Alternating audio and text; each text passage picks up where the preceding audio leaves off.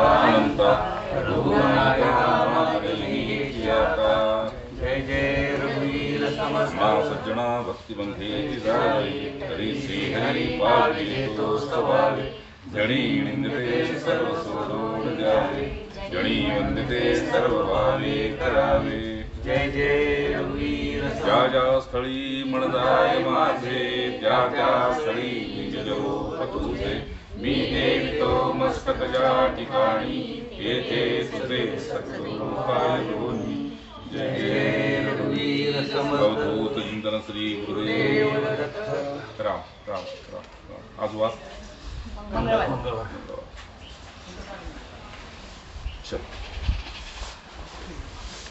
खूप पवित्र स्थळी आपण आलेलो आहे. सर्व स्थळामध्ये श्रेष्ठ स्थळ कुठलं? अध्यात्मामध्ये 12 ज्योतिर्लिंग आहेत, अष्टविनायक आहेत आणि पोट तीर्थ आहेत, भरपूर तीर्थ आहेत. पण सर्वात श्रेष्ठ तीर्थ कुठलं?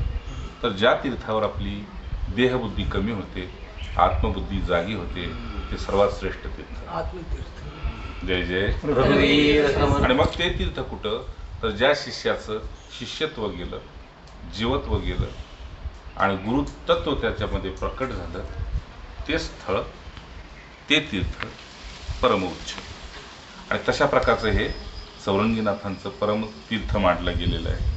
याची आख्यायिका काय आपण की हातपाय तुटलेल्या अवस्थेत सुद्धा त्यांनी इथे 12 वर्षे शिळे खाली बसून किंवा शेळीकडे पाहत नामजप करत करत तपश्चर्या केली. ते हे ठिकाण आपण जिथं बसलोय ते. मग तपश्चर्या म्हणजे काय? तर तपोविक्षीण पापानाम शांतानाम वितरागिनाम. जिथं आपल्याला शांती मिळते, आपली देहबुद्धी, आपल्या वासना, इच्छा कमी होते, त्याचं नाव तप. तपाचा सोपा सरळ अर्थ महापुरुषांच्या भाषेत की जिथं आपल्या मना अनुकूल होत नाही, मनाच्या अनुकूल होत नाही, ते श्रेष्ठ तप. जिथं मनाच्या अनुकूल होतं, आपली सोय होईल तिथं आपण जातो, तर तिथं तप नसतं, तिथं साधन होतं किंवा तिथं एक प्रकारचं हे पिकनिक होते, म्हणजे मनाची हौस मौज होती. श्रेष्ठ काय? आलोय या मृत्यू लोकात, जायचं आहे, सगळ्याला माहीत आहे, माहीत सर्वाला आहे, परंतु ते कुणी अंगीकार केलेलं नाही. म्हणजे मी नेहमीच उदाहरण सांगतोय की मुलीला तुम्ही एकदा पाहून या, 10दा पाहून या, 100दा पाहून या, 1000दा पाहून या, पण कधी तिची स्वीकार करून तिला नवरी म्हणून घरात आणल्याशिवाय ती सून म्हणून काम करणार नाही. तसं केव्हा तरी पण आपल्याला या मृत्यूलोक सोडायचा आहे, माहीत आहे, परंतु गुरूंच्या चरणी शरण जाऊन एकदा त्यांचं होऊन आपण सर्वस्व त्यांच्यावर सोपवलं की आपलं काम संपलं, आपलं जीवत्व गेलं. असं इथं आत्तापर्यंत 73 प्रश्नांची उत्तर दिलेली. हे भोसले काकांनी लिहिलेली वही आहे. त्यांना अध्यात्माच्या वाटेत पडलेले प्रश्न आणि त्याची उत्तरं त्यांनी पुसेगावमध्ये येऊन वारंवार घेतली. तर ते प्रश्न आहेत भरपूर. आता 82 प्रश्न आहेत, त्यातले 73 प्रश्न झाले आहेत. शेवटचा प्रश्न होता चित्ताचा त्याग कसा करायचा, त्याचं 1-2 वाक्यात सांगतो. हा शेवटचा प्रश्न होता. म्हणजे धर्मशास्त्रामध्ये असं म्हणते की आजचा मागचा जो आपण अध्याय संपवला त्याची शेवटची ओळ पुन्हा घ्यायची असती आणि मग पुढचा अध्याय घ्यायचा असतो. तर चित्ताचा त्याग कसा करायचा? योग वैशिष्ट्यामध्ये प्रभू रामचंद्रांना महामुनी वशिष्ठ सांगतात की राम, चित्ताचा त्याग करण्यासारखं सोपं सुलभ दुसरं कुठलं साधनच नाही आहे, आणि ते म्हणजे महापुरुषांचा संग. सोपा. तुम्हाला आठवते का काय तुमचं चित्त तुमच्या बरोबर आहे? नाही, तुमचं चित्त माझ्या बरोबर आहे, म्हणजे तुमचं चित्त तुमच्यापाशी नाही आहे. मग त्याचा त्याग करायला तुम्हाला किती वेळ लागला असता घरी, पण इथं तुम्हाला त्याग करायची आवश्यकता नाही. ते चित्तच माझ्या बरोबर आहे, म्हणजे मी ज्या स्थितीमध्ये राहतोय ती स्थिती तुम्ही टिपताय, म्हणजे तुमचं चित्त माझ्याकडे आहे. मग चित्ताची चोरी कोण करतं? तर महापुरुषाचं चैतन्यच चित्ताची चोरी करतं, बाकी कुणाचं नाही. ठीक आहे. तर पुन्हा सरळ भाषेत सांगतो, चित्ताचा त्याग कसा करायचा? तर तुम्ही आम्ही देहात राहून हे जीवन, हे दृश्य, हा देह जगत असल्यामुळं आपल्याला फार कठीण वाटतं की चित्ताचा त्याग करणं फार कठीण आहे. आणि खरी गोष्ट आहे, कितीही प्रयत्न केला तरी चित्त त्याग म्हणजे फार मोठी गोष्ट वाटते जीवाला.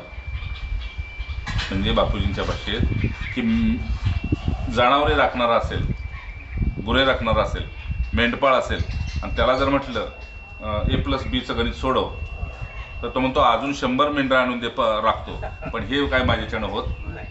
तसं जीवाला आपला जीव पण मोडणं इतकं शक्य नसतं, आणि जीव पण जसं मोडतं तोच चित्ताचा त्याग करू शकतो. तर चित्ताचा त्याग करणं फार तसं कठीण आहे. आणि का कठीण आहे? कठीण का आहे? तर त्याला ह्या दृश्यावरचं प्रेम आहे, त्याला चैतन्याचं प्रेम नाही. चैतन्याच्या सत्तेनं हे दृश्याचा आनंद तो घेतोय, सुख घेतोय आणि दुःखही भोगतोय. मग पुन्हा एकदा सांगतो, चित्ताचा त्याग कसा करायचा? तर त्या चित्ताला जे अनुकूल असेल ते आधी द्या, आणि ते प्रसन्न झालं चित्त की त्याला मग सत्पुरुषाच्या चरणी लावून टाका. म्हणजे मुलाला जर आपल्यापासून वेगळं करायचं असेल तर त्याला त्याच्या आवडीचं द्या, त्यातून त्याला उबग आली की ते आपल्याबरोबर आपोआप येतं.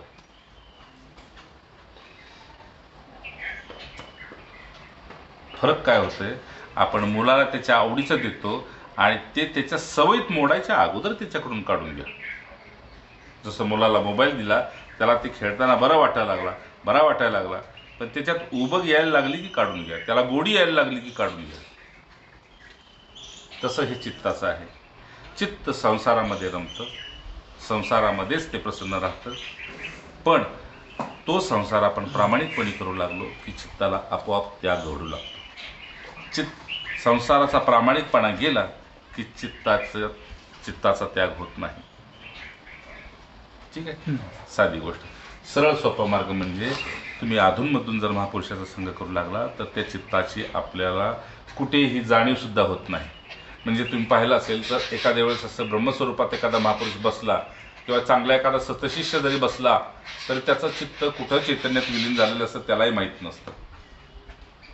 आणि मग त्या चित्ताला जागृती आणून द्यावी लागते, तुमच्या नावानं, जातीनं, कुळानं, रूपानं, चिमटा घेऊन कसं तरी.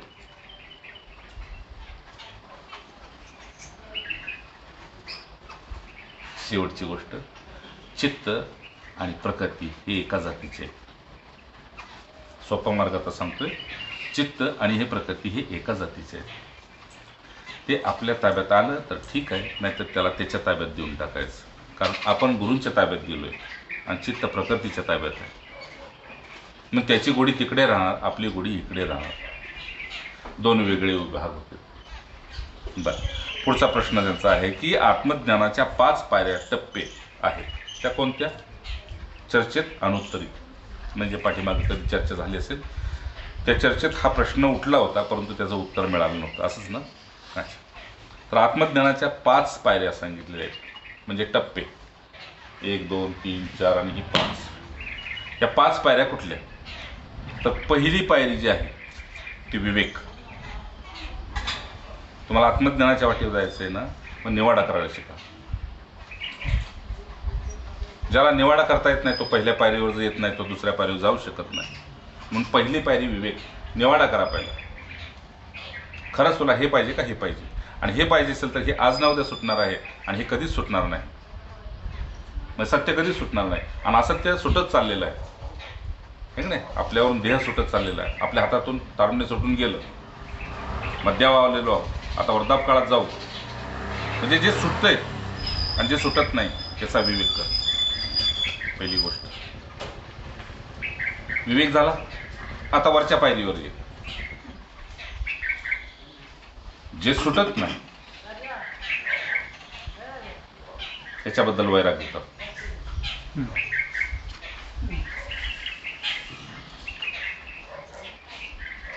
आधी विवेक करायचा, जे सुटत नाही त्याच्याबद्दल वैराग्य कर. कुठली तरी सवय असेल आपल्याला ती सुटत नाही तर त्याच्याबद्दल वैराग्य कर. वैराग्य म्हणजे त्यागबुद्धी जागी कर.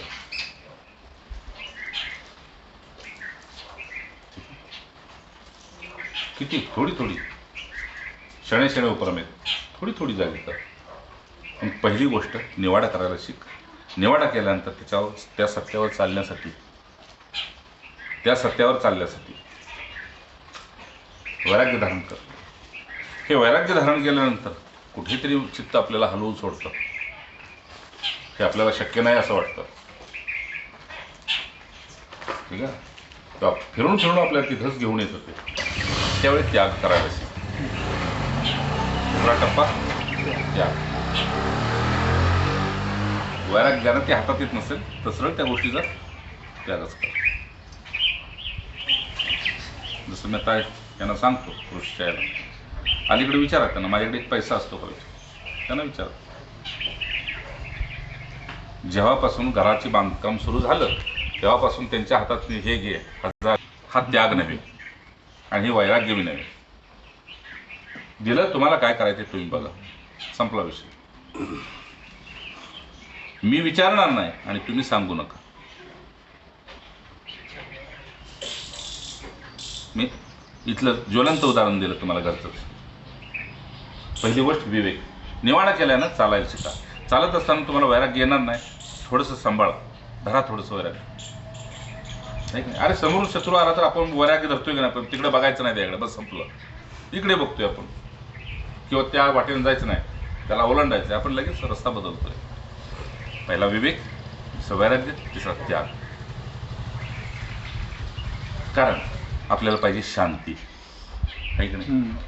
आणि शांती ज्याला पाहिजे त्याच्याकडे त्याग गरजेचं आहे. हे देवाचंच म्हणणं आहे, त्यागा शांती ज्याला खरोखर. आणि शांतीसाठी आपण आलोय, काय हाऊस मस्ती करायला आलो नाही, काय फोटो काढून घ्यायला आलेलो नाही आपण. आणि खरोखर मिळाली शांती की नाही मिळाली? मिळाली शांती. कशी मिळाली? तर एक तर गुरूंचं स्मरण आहे, एक तर तुम्हाला वाटतं की हा साधू संघ आहे, आणि तिसरं सिद्धांचा संघ आहे. तिन्ही गोष्टी आपल्या हातात आहेत. एक तर गुरुपुत्र आहे, दुसरा साधू संघ आहे, तिसरा सिद्धांतचं इथं स्थान आहे. मग शांतीला काय कमी आहे? पहिली गोष्ट विवेक, दुसरा वैराग्य, तिसरा त्याग, चौथा शांती. कारण विवेक, वैराग्य आणि त्याग ह्याचं जर फळ शांतीत मोडत नसेल तर मग हे काय करायचं? मग हे फक्त लोकांना दाखवण्यासाठी होईल. मग तुला बघून लोक शांत होतील पण तू अशांत राहणार. म्हणून ज्या आदरणात ही दोन नवीच मूर्ती मी बघतोय, नव्या मूर्ती, पण मला बघून काय त्यांना वाटत असेल ते त्याचं फळ त्यांना मिळालं पाहिजे. तद्विद्धी प्रणिपातेन परिप्रश्नेन सेवया, त्या तया भाषणे तया दर्शने नष्ट संदेह मोडे. मग ह्यांचा संदेह काय मोडणार आहे की नाही, हीच वाट त्यागाचीच वाट सत्य आहे. भोगाची वाट ठीक आहे, आपण आपल्यासाठी जगतोय का? नाही, कुटुंबासाठी. पण कुटुंब जगासाठी जगतंय का? नाही. मग कुटुंबाला थोडंसं धर्माच्या वाटेवर आपणच घेऊन जायचं, त्यांना आवडून येतं ना आवडून. आणि ज्या कुटुंबाला आपला धर्माच्या वाटेने जाणं आवडत नाही त्या कुटुंबाचा त्याग करायला शिकायचं. शांती आपोआप झक मारत येते. जय जय रघुवीर समर्थ.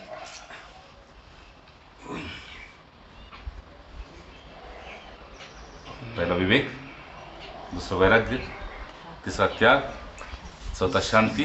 आणि ती शांती जर आनंदात बदली होत नसेल तर ती शांती काय कामाची? तिचं रूपांतर आनंदात. म्हणून आपण कोणाला लाजतोय का, आपण कोणाला भिजतोय का, हे केले त्यांना विनंती करून केलं ते मला फार आवडलं. यांना पाठवलं तिकडे झाला का तिकडे, अरे बापरे, ते म्हणते तुझ्या बापाच आहे का? हा, नम्रता का? नम्रता आणि सेवा देवाला सुद्धा ती प्रिय आहे. चतुराई नको. जेवढा साधक चतुर तेवढा सिद्धांच्या पासून, संतांच्या पासून, देवापासून लांब राहतो. जितका भोळा तितका जवळ राहतो. जय जय. लक्षात ठेवा कधी हे सूत्र. तुम्हाला दुनियाने नाव ठेवू द्यात नाही, त्या काकीला भोळी भोळी म्हणते, म्हातारी माणसं तिला नमस्कार करते. आणि तिचा संबंध साधूशी आला. परवा कोणाला तरी म्हणते आम्हाला काय करायचे, तुमचं झालंय बस उभं, तुम्ही या खा, आम्ही साधू सेवा करतोय, आलेली सेवा करतोय, संपलं. गोंदवलेकर महाराज म्हणले ज्याची बायको साधू म्हणते नवऱ्याला, तिथं म्हणले देवाला सर्टिफिकेट द्यायची गरज नाही. देवाला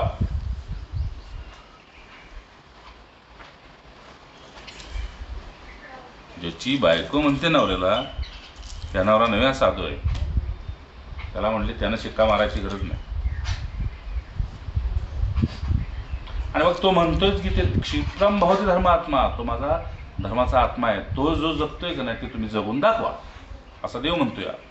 कशात? नैवेद्य. माझा जो भक्त जगून दाखवतोय का नाही ते तुम्ही बोलून दाखवू नका, ते तुम्ही जगून दाखवा, मग मी तुम्हाला धर्माचा आत्मा म्हणेन. कोण म्हणते? भगवान श्रीकृष्ण. निंदा कोण करते? तर ज्यांना जगता येत नाही ते. ठीक आहे. म्हणून आत्मज्ञानाच्या वाटेवर काकाने हे टिप्पण केलं होतं. त्याच्या 5 पायऱ्या सांगितलेल्या आहेत. 5 पायऱ्यापैकी पहिली पायरी आत्मज्ञानाच्या वाटेवर जाण्यासाठी, हे की नाही? कारण आत्मज्ञान तुम्हाला नेणार कुठं? हा बी आता विभक्ती प्रत्ययातच पाहतो. आत्मज्ञान नेणार कुठं? की सर्वम खलिदम ब्रह्म, उपनिषद म्हणते जसं की हे सर्व चराचर जे आहे ते चैतन्यमय आहे.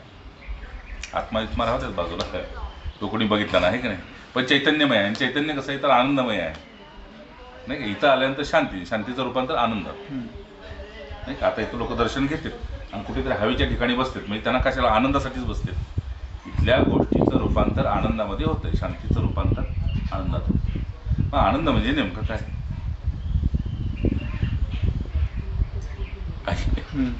आनंद म्हणजे नेमकं काय? हसणे, खिदळणे वगैरे किंवा काय? आनंदाची व्याख्या काय म्हणजे नेमकी?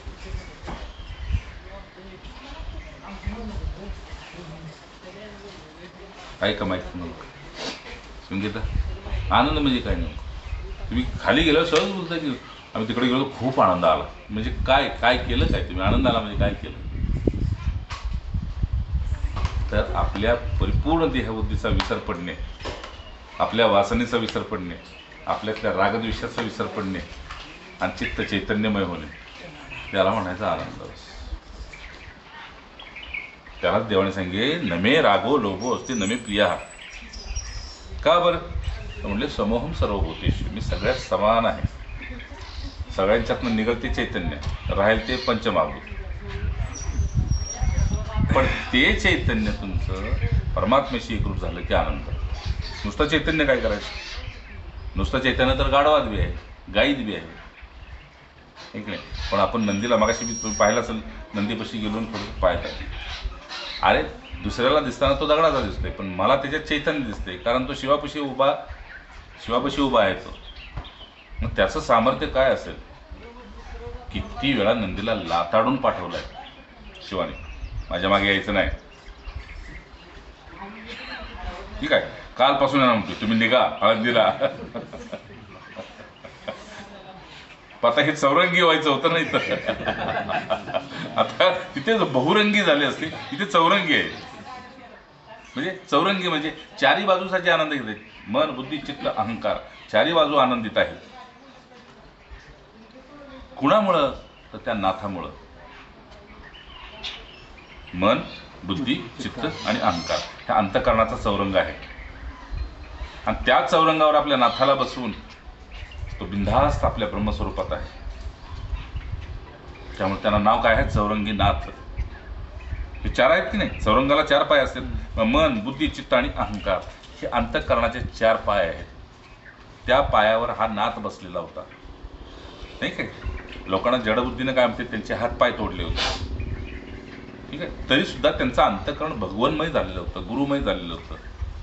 आणि म्हणून त्यांनी आपल्या गुरुना नाथांना वर बसवलं आणि त्यांची पूजा केली आणि ब्रह्मस्वरूपात विलीन होऊन दाखवलं, ब्रह्मस्वरूपात.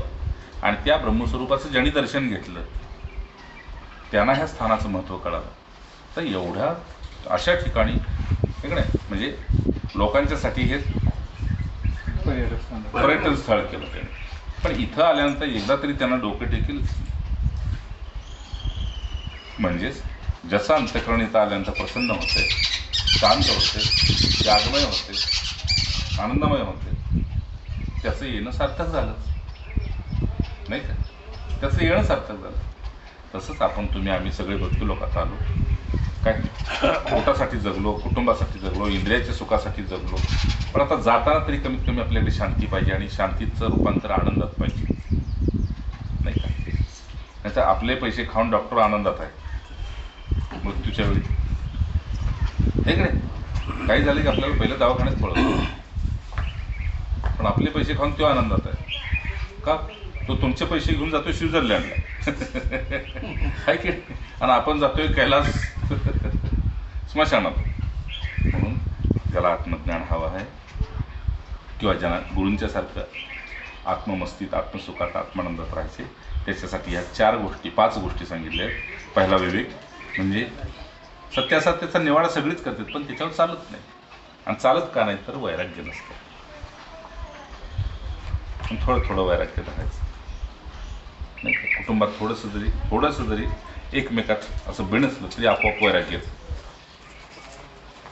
तास 2 तास बाहेर जातो की नाही. पहिला विवेक, दुसरं वैराग्य, तिसरं त्याग, चौथं शांत. त्याचं रूपांतर आनंदात व्हायचं. त्या 5 पायऱ्या आहेत. जय जय रघुवीर समर्थ. ज्यांना जमल्या, ज्यांना ह्या जमल्या, त्यांनाच आपण संत म्हणतो, त्यांनाच महात्मा म्हणतो, त्यांनाच सिद्ध म्हणतो. तर त्यांना ह्याच्याशी काही इथं सोय आहे की नाही ह्याच्याशी काय त्यांना घेणं देणं नाही. इथं आनंद आहे, बस काम संपलं. अहो हो की आनंद आहे, पण किती दिवस? 1 2 दिवस, 4 दिवस, 5 दिवस, 7-8 दिवसात पण तो खाली जातोयच. पण ज्याने इथं 12 वर्ष तप केलं,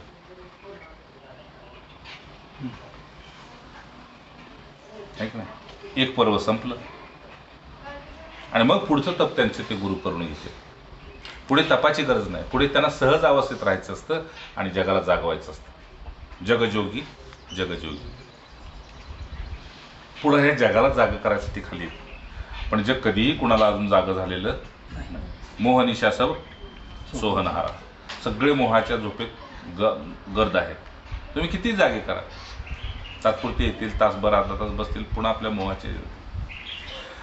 म्हणून सगळ्यात मोठं अवघड काय असेल तर मोहाला आवर घालणे,